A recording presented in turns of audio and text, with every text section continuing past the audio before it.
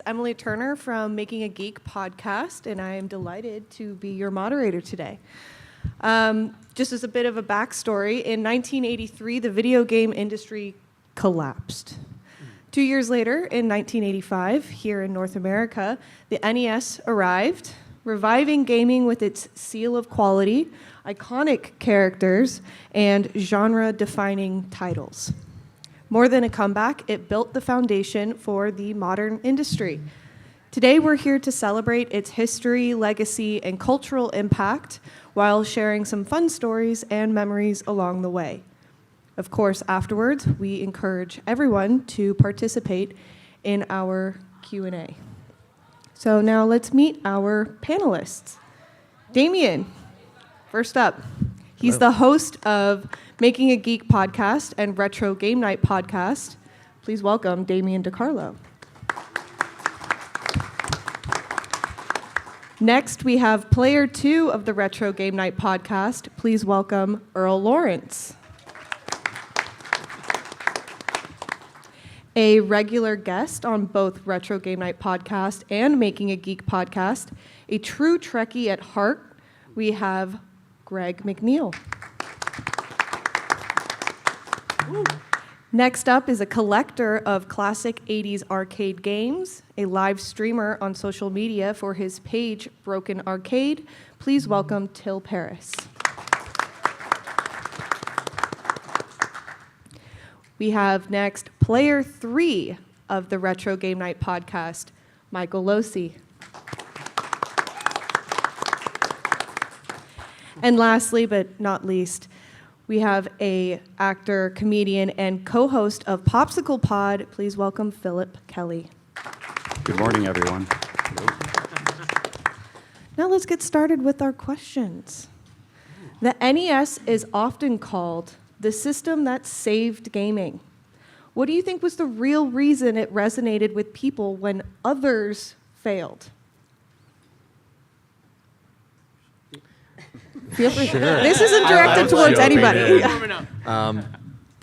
Personally speaking, I would say that when the Famicom came out in Japan, this was something that was very much marketed as a family-oriented entertainment system. So while it may have been the case a little bit with Atari, Commodore 64, or anything before that, Nintendo, I would say that this one was just all the marketing ads, everything was really just about the family together doing this, even though carting around a small CRTV is really funny to me. But yeah, I would say that kind of stood out already from the beginning. It was wholesome, it was kind of funny, it was quirky, and it just looked a little bit more fleshed out than what was already out for like 2600 Atari, and it was just a little bit more maybe rigid, more machine-like. This was just a little bit more human-like. That would just be my input. We'll see what you guys think. Agree with that. So Famicom, family computer, I think Nintendo took a different direction, saying Nintendo Entertainment System. They brought out a new model, the side-scrolling option versus what Atari had. I think that's where we learned, where it becomes infinite. And I think that's what dragged a lot of the consumers, a lot of the gamers into it, because now you have this infinite realm of now you're side-scrolling, you're keeping going, you're going to the next stages. And of course, if we talk about the character development, which we'll probably go into later with video games, you had Super Mario, again, ending with a guy that just runs into a flagpole. There's warp zones, everything. I think that's where, where Nintendo revolutionized a product that was, let's say, Atari with Ping or Pong, and became now a different dimension of the 8-bit system, which we know today as the Nintendo Entertainment System. So I'll take a little bit of a different tack here. So if you think about the history of gaming in the late 1970s, the systems were like Atari, ColecoVision, and Television, and the systems were such that anyone could design a cartridge that could work on other systems. And a couple developers left Atari to create a company called Activision. And you were able to take these Activision cartridges and put them onto Atari, right? And that spawned all of these different developers who were making some games that were not so great for Atari. And there was a lot of kind of slop out there. Now we talk about AI slop. Yeah, some Atari slop. And that led us to that collapse in 1983. And a lot of retailers just didn't want to carry consoles anymore. It was a little radioactive. They didn't want to touch it. So when Nintendo was bringing their systems forth, one of the things that they iterated on was this it was part chip, part object code, the 10 NES, which was designed so that you couldn't really hack onto the system. They would have basically, kind of like Apple, like a closed ecosystem where only their approved developers would be able to develop for the system. And that was kind of their QC. And they would only allow a certain number of developers and programmers to program for the system. That was their pitch for retailers. They also did a little bit of like price fixing to kind of like dominate the market. But I think, okay, so also like disclaimer, don't hate me, I'm a lawyer. And so like, I think that was also a part of the development of this ecosystem. Yeah, the family-friendly part, like, but also ensuring that QC after like the ET disaster, like making sure never again will we have an ET show up on shelves and then bury all those ET did not phone cartridges. home, Yeah, apparently. yeah, no, He no, didn't just do it. ET got buried in the desert somewhere. So that's my take. No, that's great. You know, I agree with a lot of you guys here, especially Greg was mentioning that quality control. You had that open ecosystem, and you didn't know what you're going to get. But I don't think it's any one ingredient. I think there's several things. You had, you know, the marketing campaign. You also had the same 8-bit system. I mean, Atari was 8-bit. Why couldn't they come out with? Why couldn't it look like that? Or the graphics. And with Nintendo, you had a lot better graphics. You had a lot better audio. They spent a lot of time and effort in using some upgraded gear, but still based off the same chipset. So you had that whole process, and then when it was released, you were also drawing up that character development from like 81, you had Donkey Kong. 82, you had Donkey Kong Jr., which kind of flipped the script and introduced different character elements. In 83, you had Mario Brothers, and then you came into Punch-Out, and then you could have the Versus system with like Sight Bikes. You're already dripping out and getting out into the arcade market. These games that are popular, you have a story, and now you can play these actual arcade games on these systems, and it looks just like the arcade, and it functions, and a lot of the music with this is just outstanding. It's what kind of sticks in our head. So I think it's a myriad of those different ingredients, as well as you had a support line, and later in 88 you had a magazine, so it just really helped pave the way.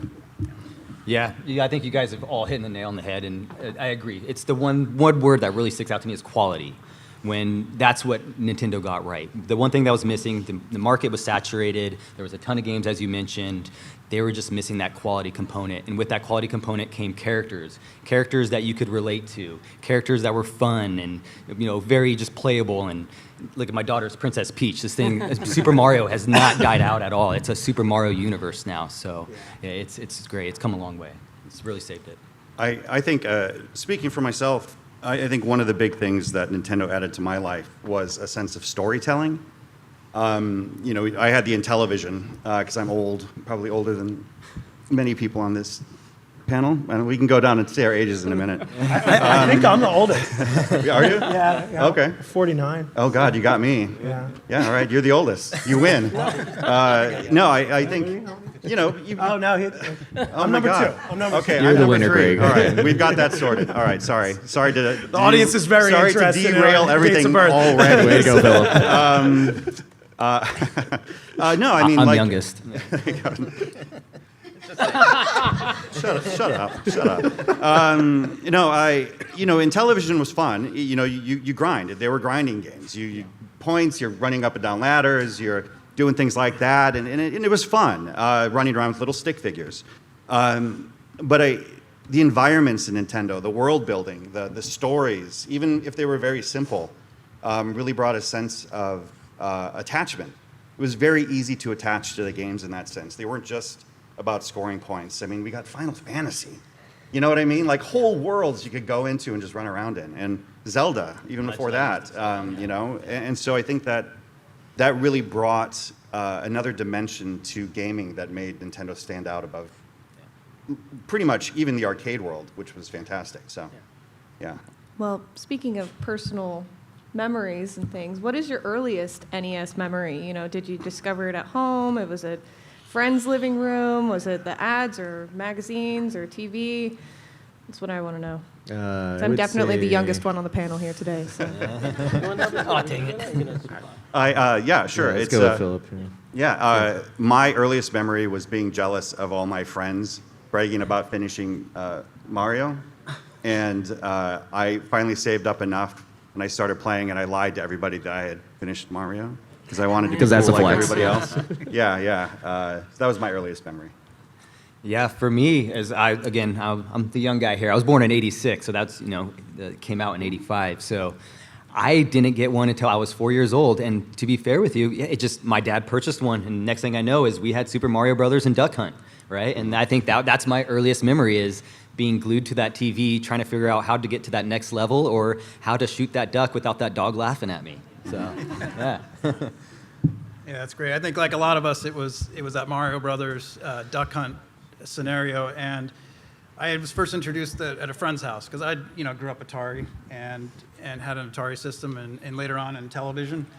But the Nintendo was the coveted system because the music was really big for me and hearing those sounds. And it was something, the music in these games didn't get so monotonous where you could keep playing and be like, oh, there's this loop coming again. You could really get into the game. And so for me, it was Mario Brothers, which really drew me in and had me sold. It's a tactile thing for me, holding the B button, pushing to the right, and then hitting the A to jump. And then an emotional thing, trying to tell my parents how cool that was, and them just not caring.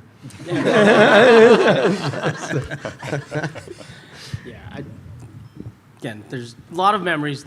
For me, the earliest one that I could remember, at least in this case scenario, was having the Konami code and to just finally be able to finish Contra, the hardest game ever. Yes, Super Mario is a staple. The Zapper is a staple with Duck Hunt, but Contra, for one, was a game that was played. I have an older brother, 15 months apart, and we always, did the team up, and that, to me, brings earliest memories of, let's go beat this game together. And it was one of the hardest games until we found the Konami code, and you guys probably know it and said it in your head right now if you know what I'm talking about.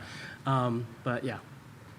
For me, the biggest memory that stuck out, and I think that's I'll speak for everybody here in this room or anyone in the gaming community, it's the smell when you open up the packaging. For me, maybe some of you don't remember, but I remember very vividly that. But the first memory I have was sort of that, but also playing at my cousin's house. And so I lived in a complex where all my family lived in the same apartment building, so we all used to just go out and play, and do stuff. But then one of them got a Nintendo. He was, of course, the oldest one. He had the money.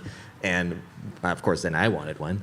But it was always Super Mario. So that one started the whole, what is this? This is great. And I didn't know much of, gaming at all. So that, to me, was the biggest thing about memory, was about the feels, all about the smell, the vivid of your memory, the core that makes a gamer a gamer.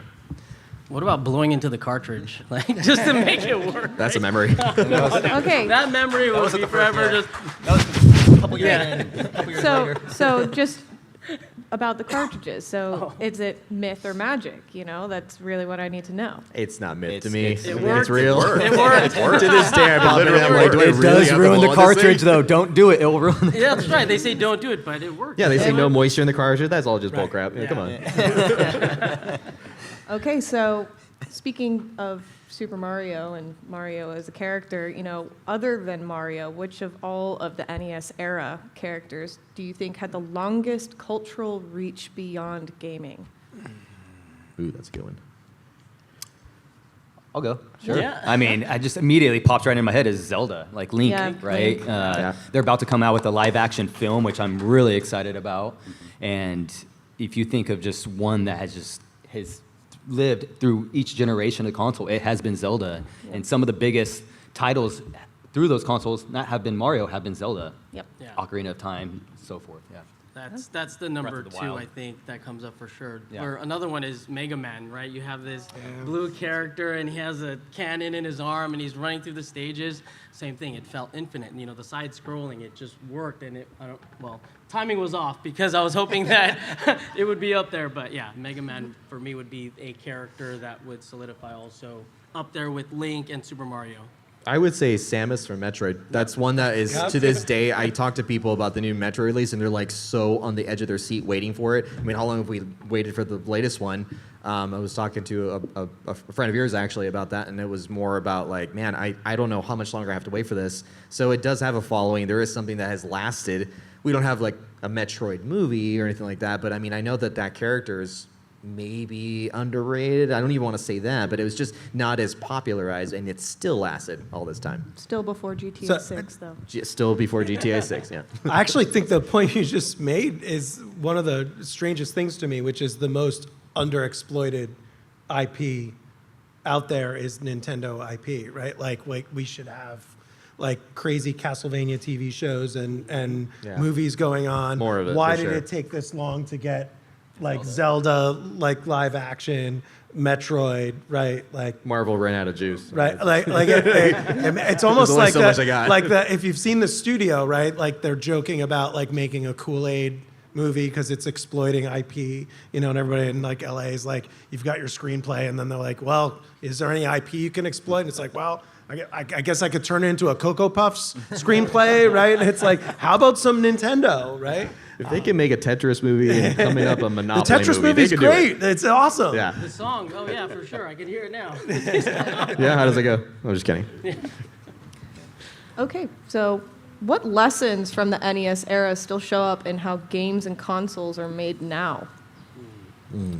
I think we got it. I mean, Go for it. Philip was already talking about, I mean, the storytelling has just radically expanded when you started getting into that. I mean, it started early on, again, from the arcade games, from Donkey Kong 81, all the way into, I mean, look at Zelda. This was like a masterpiece at the time, and just you know, dripped into everything else. Yeah. I think the storytelling is the biggest part. That set And the I stage. think like world exploration too, like these wide open worlds we have now in video games started with Zelda, like the first Zelda, where you had to go around and kind of find your own way sometimes and sit there for weeks not knowing what to do next, but you're just running around killing things, you know? Yep. It's an open world. think- Kind of started that. With that, I think on the hardware side, the controller itself, you Hmm. have the D-pad that just came out. You have an A and B function. Again, this controller set your tone of how you can actually control the game. Yeah. And that's what Nintendo wanted you to feel and do, that you have full control of a game and not just let it go through the stages. And then look at the controllers now. That's The coming out. Intellivision was literally like a telephone. It had Right. all 9 numbers and a little, Yeah. it was, Yeah, everything it was but the ridiculous. NES seemed like it didn't have the mobility, not mobility, agility of having the D-pad as an instrument, because you had, you know, the Atari, which was all joystick, you know, no dog on that regarding, you know, classic arcade games. But now when it came to full control of a human like being like Mario, then it was like, hey, I can control a full character. Like I have the full autonomy to be able to jump and do the duck and all this stuff, the full function. Yeah. That is such an interesting point too, because as Till was saying, the context at the time was the dominant nature of arcades, and then you could bring the arcade to the home.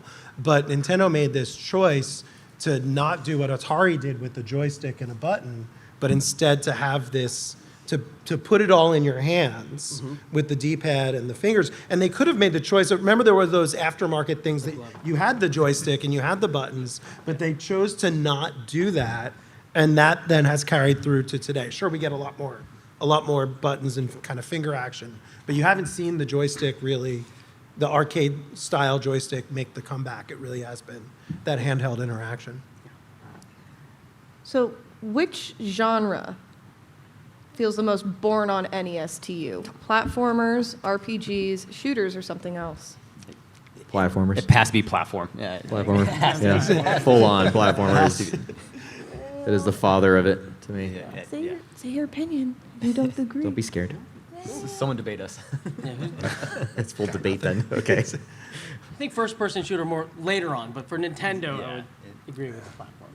I mean, it really did kind of start the whole RPG role-playing thing in gaming, didn't it? I mean, what I can remember before that was on television, they had like a Dungeons and Dragons game where you were literally like a stick figure moving through little tunnels and stuff and bouncing arrows off walls. That's about all you got. Not much of a story. No, there was none. You just kind of move from the map, one side of the map to the other. You kill the dragon, and you do the same thing over, and it's like that. But I mean, Nintendo really made like the role-playing side of things. That grounded it, and so we have that same format today. It hasn't changed that much. Yeah, I don't absolutely true. Yeah, just And- better graphics. Yeah.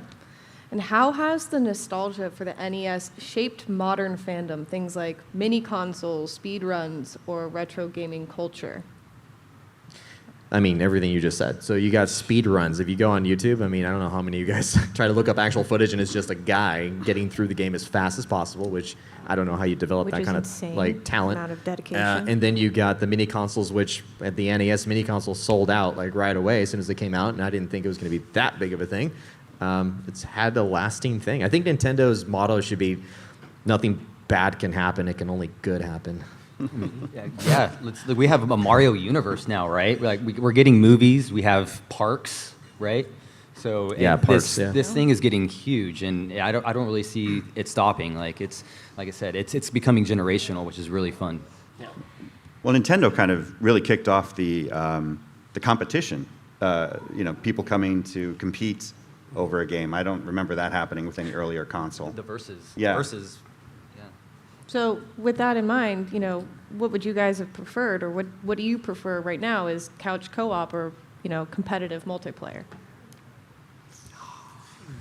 I know it's a tough I one. miss couch co-op. I feel like Yeah. that died. I don't know where it died, but crawled into its hole and said never again. Now everything's like a sign up. You have to spend money, and just to connect it, you and I, whenever we played Xbox, it's like a fiasco to just get that going, and then I'm update giving up for on a half Xbox. hour, and then I can sign you in, and then you got to sign in your email. So I miss the days where you could just pop it in and just sit. Yeah. And I think obviously things changed since obviously with COVID. Now your couch co-op, you couldn't have your, I remember as a kid, we knew everyone's house that we were all partying at or hanging out at because there was 10 bikes in front of the house, Yeah. right?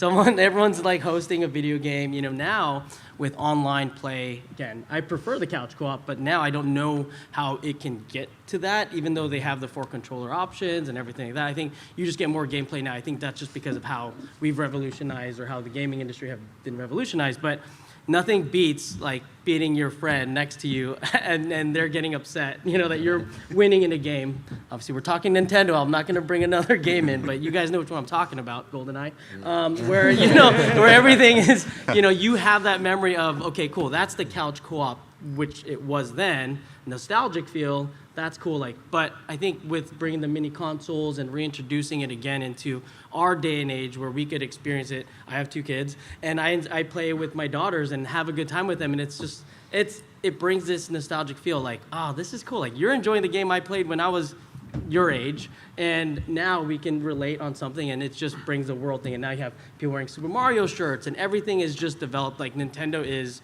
a genius in marketing now, and they're rebranding and keep rebranding. And now we're at a point where it's again theme parks. They're monetizing a lot of stuff, but you bring the feel, and it just brings you back home and say, okay, cool.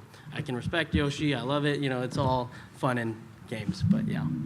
Couch co-op would be better, but Yeah, I think as a parent, to pull on that parent thread, it's a real treat to be able to sit on the couch with your kids and I'll go outside Nintendo for a moment just to do online but multiplayer at home Fortnite, for example, with your kids, or to go back to Nintendo Mario Kart on the couch, like that family moment. You're screaming at each other, and it's happening, and I think that's irreplaceable. And if I were doing marketing for Nintendo, I'd have that camera there with the soft sort of fuzzy lens with the light glinting off and the popcorn flying as they're racing the carts with each other, because it's special and irreplaceable. that's what it is. But yeah, I mean, that's the kind of magic that just saturates. We're not hooking up to the console to a CRT anymore. Now we can hold it in our hand, share it with our kids. They can have that same experience that we had. And that's what makes it so nostalgic and so important. I'm just going to say there was always violence in the room when we played in the same room with people. People were getting hit, controllers were being thrown. Oh, for sure. Do I miss that? Yes. Can my body take it now? Probably not. So I'm okay existing online, I guess. No. I know. I recently went over and I played some Mario with friends, one of the new games, and it was all you were throwing each other around, putting each other in bubbles, and doing stuff like that. It was wild. It was great. I loved it. I want to do it more. Yeah. I was going to say something about drugs, but there are kids here, so I won't. It's okay. This is an adult panel. Is it? Okay. You meant to Yeah, say no yeah, to yeah. drugs. You can- Yeah, say no to drugs, kids, at least Dare. until you're 18. And have some fun. Just makes it that much more lively, right? Yeah. Okay. If you could bring back one NES era feeling or tradition, manual artwork, couch co-op, or cheat codes, which would you choose and why? You know, just kind of a follow-up to. Give me my box art and manual art, please. Give me the manuals, right? I mean, am I the Yeah. only one? No, this guy. That guy knows what I'm talking So about. good. He I miss knows. that. I really He miss knows. opening up a full box, not a stupid little sleeve. And Are you it's looking at me reversible. like it's my problem. I'm Oh, not it's the one that took it reversible. away. Sorry, no.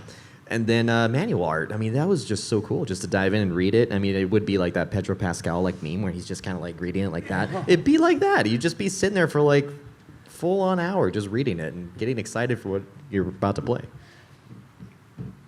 Anybody else? Yeah.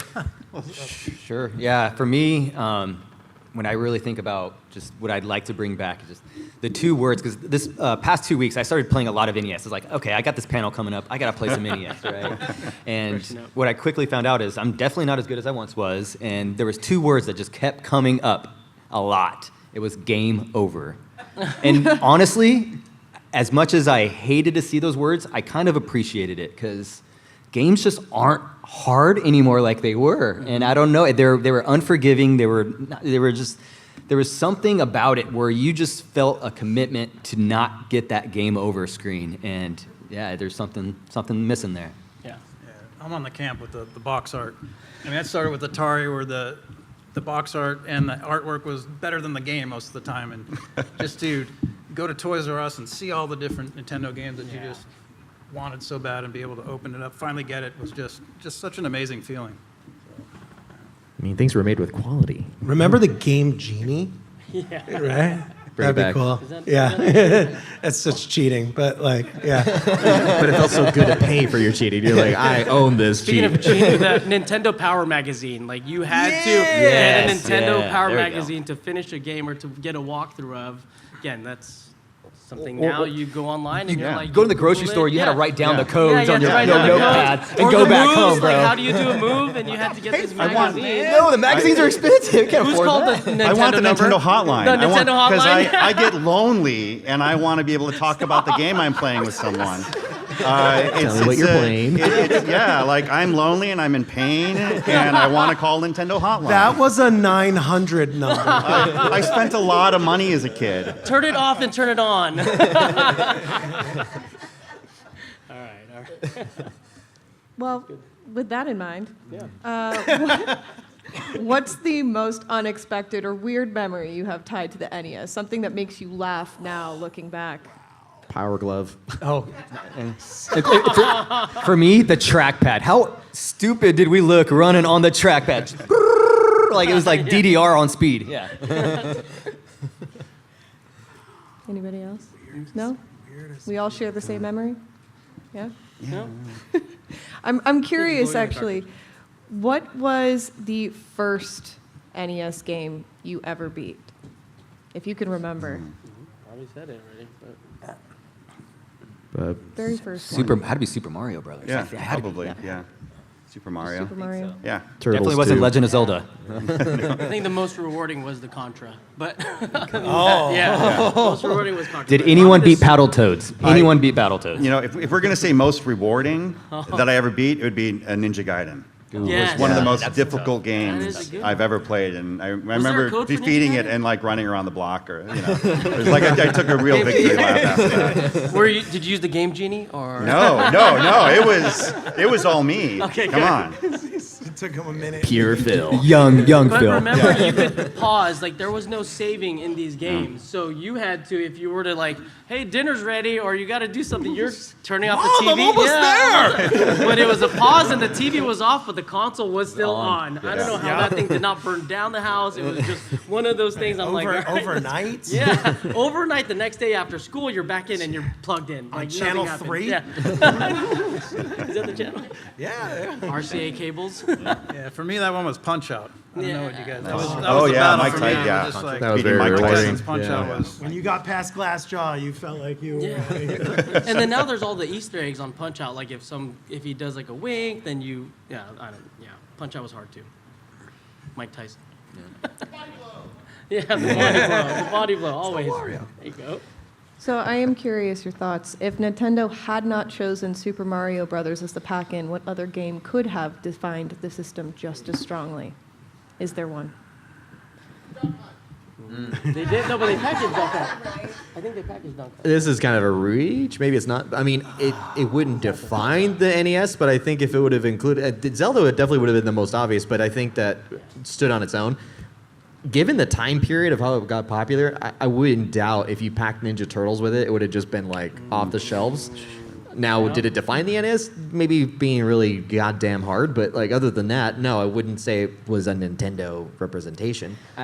I think it'd have to be another platform, and I would see, going back to what your character earlier, Samus, Metroid. Metroid, yeah. Metroid would be a good one.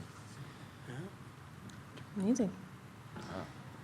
Well, what would you rather see hit store shelves again, the NES Mini or the original console?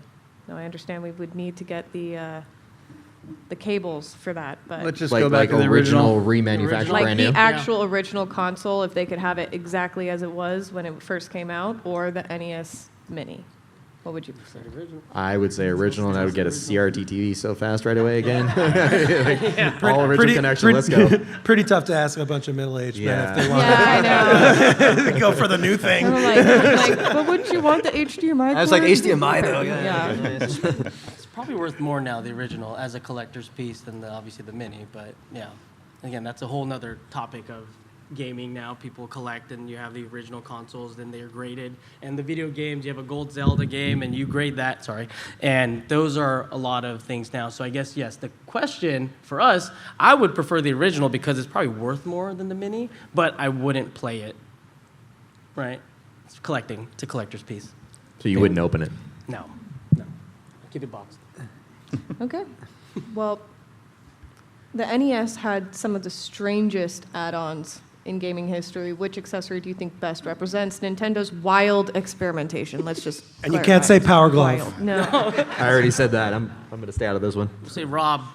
The Rob, the robot Gyromite. Are you doing the Rob right now? Is that I what was you're trying doing? to, but it's like when you played Gyromite or you did Rob, it took a lot of time, right? You could go make a sandwich and eat the lunch before the game's even That's how he done with worked the his way over. stage. I think that's where it is.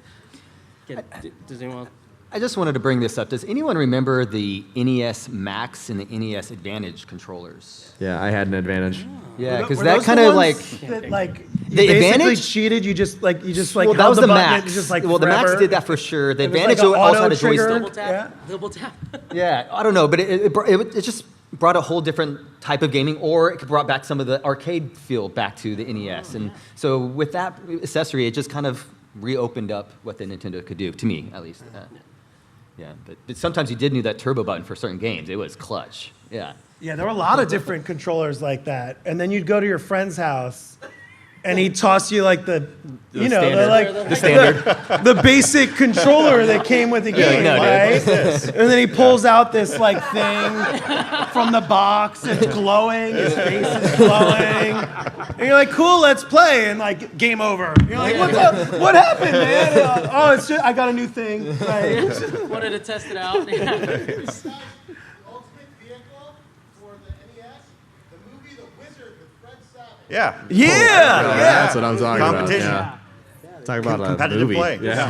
The scope. I mean, there was a scope, the zapper, the scope. There's a lot of accessories that they had that was really remarkable at the time that could host that capacity on an 8-bit system, right? But I wish they did more with the Zapper. I think, we had Duck Hunt, a couple of other games, but, now there's obviously a lot of first-person shooter games, but yeah. Wasn't there a really terrible steering wheel you could get for the Nintendo? Was it Driving Cruising games? USA? I think it was a third party. It might have been third party, but yeah. Yeah, it was terrible. Okay, personal opinion. Mario or Link? Ooh. I have to choose one over the other. Yes? I feel more of a personal connection to Link, I think, as much as I love Mario. Yeah. My sense of adventure and, of course, the epic nature of the story. I'd say I have a stronger connection to Link.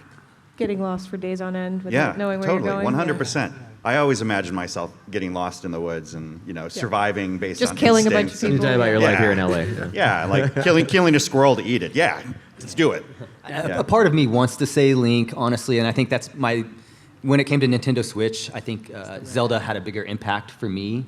So, but if I had to go just overall nostalgia, it has to be Mario. It really does. Yeah, he's number one.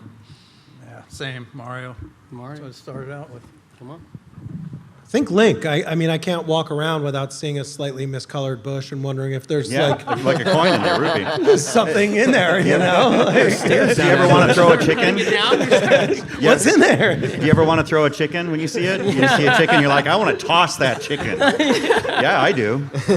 Mine would be Mario, just because, again, nostalgia feel, everything that he did. Again, you bring a plumber, an Italian plumber, like, what were they thinking in Japan? Like, how do we sell this game? Let's get a plumber who's Italian and make him small and have fireballs and, like, turn into other objects. Yeah. A culturally appropriated plumber. With red overalls and a brother named Luigi. So, just double down. yeah. I think Mario had its time. I think not that it should be over by any means. I'm just saying that he had his for sure impact on everything. I love Mario, but I think I would choose Link as well, only because the story goes in ways that I personally find more thrilling. Mario's typically going to be more or less the same premise. Still fun. It's like a party game to me. I think Mario has evolved to like more of a party thing where people get more involved, whether it be Mario Party or Mario Kart nowadays. Back then it was just something just to dive in, introductory. Whereas Link has stayed the same. Like Link is always doing at least saving the damsel in distress, but at the same time, it's a different land, it's a different evolved Link, it's going to be a different world, it's going to be a different time. So I think that makes it kind of more fun to be able to dive into like a different side of it and not just always a sequel of the same thing going on, just a little bit slight differences. Okay, great. Who's the best villain from an NES game? We all do the villain. Everybody does this. The hardest one? No, just the best. Like Wario. I wonder why you say that. I think you're biased, sir. I had to think. I about this mean, one. Bowser, right? Bowser for sure. Yeah. Like Just Peach. you're always looking forward to reaching Bowser's castle and getting to Bowser and just finding out a way to get underneath or over him, just figuring it out. Yeah, Bowser. Are we talking 8-bit Nintendo, or are we opening it up to? It's just best villain from an NES game. Okay. Yeah, it's not got to be specific to Bit 8-bit. NES. Go for it. Yes. How do you think they changed the names of the villains from Koopa to Bowser and the Troopas to the Koopas and what's with that? So this question was, why did they make the name I know. change? That's actually a really good one. I Stump don't the know panel. what to say. You win a prize. The Japanese are very imaginative. Do you know? I don't know. Well, I know Koopa's a Japanese name and Bowser's the American name. I just thought, what's the deal? That was, I think, my understanding was there was a. I'll make a couple calls and let you know. I'm not sure. Yeah, I think that it's kind of cool to be refreshed that it was a different name, but yeah, it looked almost exactly the same when we saw Bowser and Koopa. I don't know the story behind why the name changed, but it's definitely a good question. I would say I need to find out. Now that he asked that, I really want to know. Yeah. Never thought of it. Chat GPT, find the. The Bowser Juniors were all named after composers, right? Yeah. Remember? Yeah. They're all composers, and yeah, I don't know how Bowser got his name though. Yeah. My personal NES game, not like a franchise, but villain, I was really just as a kid intimidated by the Shredder and Turtles. Yep. I just, whenever I got to it, I was just scared out of my mind. I was just about to die. And then one of those games that had like multiple Shredders come out where it was like cloning all of a sudden and like, okay, I'm just gonna just die right now. Whereas, Koopa was still, he was a fun bad guy. I was thrilled to obviously fight or be, in that stage. But I would say personally mine would be Shredder. Philip, what Um, was yours? Probably Ganon, or Ganondorf later. Probably Ganon. Okay, great. Don't. Be clear, Philip. Be clear. Yeah, just Ganon. All versions of Ganon, I think. I think are cool. Okay, I know that you have an answer, but cheat codes, yes or no? Yes, the cheat codes. Come on. I mean, 100 lives? Okay, Yeah. please. Well, yes. I think it adds that layer of, now let's get to the consumer and let's also let them make sure that they can also finish the game, right? Because otherwise, frustration builds in. You also want that self-gratification of, okay, cool, we did it. Whether you did it with a cheat code or not, I think that's just to help the overall gameplay. Whether that was the plan or not, to add those Easter eggs towards the end and we see it, but we also talk about it, we remember it. There's certain things that a cheat code, not to say cheating's good, because it's really not, so if you're, whatever, but. If it's really tough, then it is. It's really tough, yeah, come on, you're a cheat. So, Go for it. I liked when cheat codes were sort of when they came through like the magazine or something, like where it was like, to use like a fitness analogy, like that you got stuck and you needed that spot to get the last rep up, right? Yeah. Because like gaming then was like you'd get to a spot and if you were stuck and you didn't have a friend who could get you through, you never got to the end, and that was a little frustrating. So if you could call the line or someone could help you through, or if the cheat code would help you through, that was great.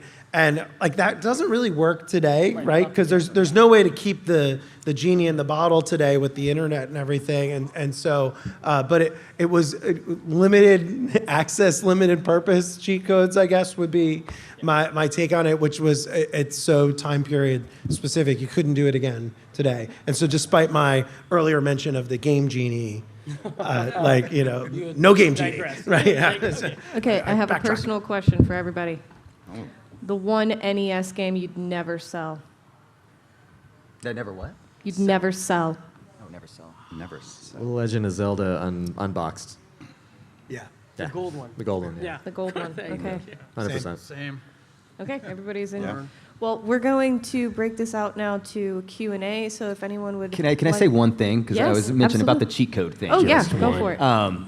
One thing that I really miss, and I think they should bring back, not cheat codes specifically, but you guys remember it was unlock codes, right? So like you're in Gradius or you're playing one of those games where you get to a certain level or a certain point, you would get an alphanumeric 6-digit code, and you could put that in, and then you could go back to that to that level, right? And I miss that. Like at least you earned that, right? Yeah. So there was you looked forward to earning those codes and Yeah. writing again and writing them down on your notepad, and there was Yep. something to that. Yeah, I just want to throw that out there. Please? Have we discussed the impact of Tetris, that you said? Can we discuss it? Oh, can we? My wife would love that question. Yeah, that's a good one. Talk about evolution, right? That's still going today, like on the PS5. It's still going, and that's one I. Thank you for that, Wario. I didn't think about talking about Tetris. Yesterday on ESPN News, I did watch a little bit. I hate to admit it, the Tetris World Championships. Those guys are freaking amazing. If you ever have a chance to watch those kids, they are so good. I actually used to have a co-host on Retro Game Night before you guys were there, and he did compete in the Tetris tournament, and he was phenomenal whenever I saw him. But yet he went and competed at the Portland show, and he got 70th place. That's how much more hardcore that I've Yeah. seen these players play, I was shocked, but that he was a phenomenal player at Tetris. So yeah, there's huge. And going off champions. Tetris, I think like their breakthrough was with the Game Boy, right? So we talked about the Nintendo Entertainment System, but the Game Boy itself, you have it digital, you have a handheld device that you could take with you. I think that's where your Tetris now comes in. And again, you could hear the song, the music, it's ingrained in our heads forever. But I think that's where I think Tetris is phenomenal game. We all love it. We all love playing it. Whether the zones get harder, there was a competition level. But I think for me, the Tetris is where, Game Boy, I relate, Game Boy and Tetris is hand in hand with each other. Yeah. Yes? Did you have after you've had your Nintendo for a while, did you have a special way of making sure it worked? 'Cause mine was like I had to put the cartridge almost in and slap. Yeah, yes, Yeah. yes. Oh, yeah. Absolutely. The pins were Tetris- missing. I had to pop mine up and down a couple times. It was so like put it in and I had to kind of and then SOS. it would kind of pop. It would kind of pop back up. It was like Goose and Top Gun. Like, but watch the canopy, and then like. Mine played better when I left the door open. What? Yeah. No reasoning for it to No work reasoning, better. but maybe maybe because it's cooler. I don't know. If you close it, it gets hot. That was mine and my brother's theory. We're like, just leave the door open. Okay, it worked. It played. Whatever works. Yeah, we always had to take ours, put it down, and move it to the left every single time. And Oh. There you go. that was the secret trick, Yeah, so far you've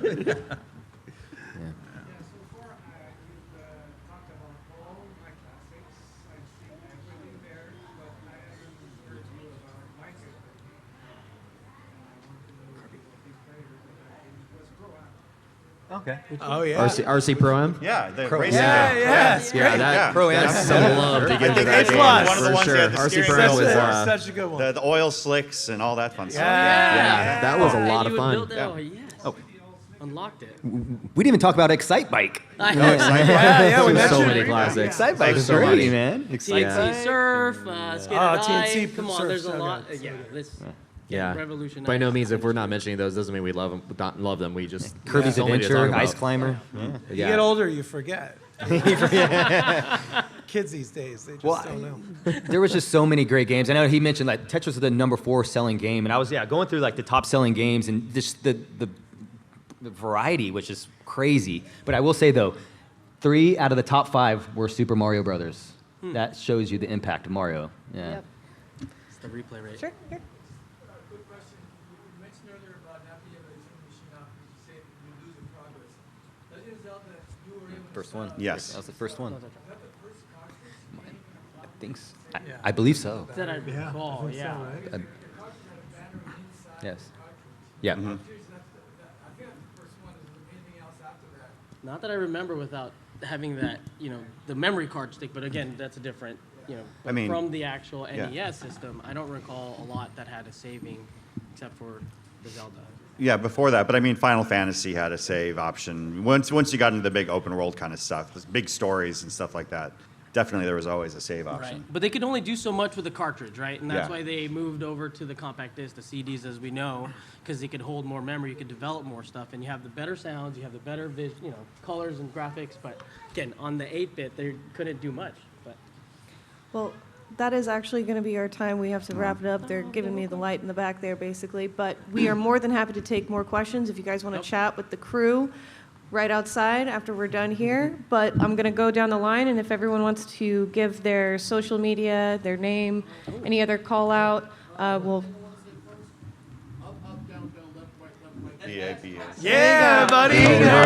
Universal language to everybody. All right, so we're going to start with Damien here. Go ahead. Damien_DeCarlo on Instagram, and then retro_game night. Follow our podcast. I think you guys will really like it if you don't already. It's but much more. Yeah. mine on Instagram, Earl Goes Sailing and Earl.lags. Thanks. At Gregory McNeil on Instagram.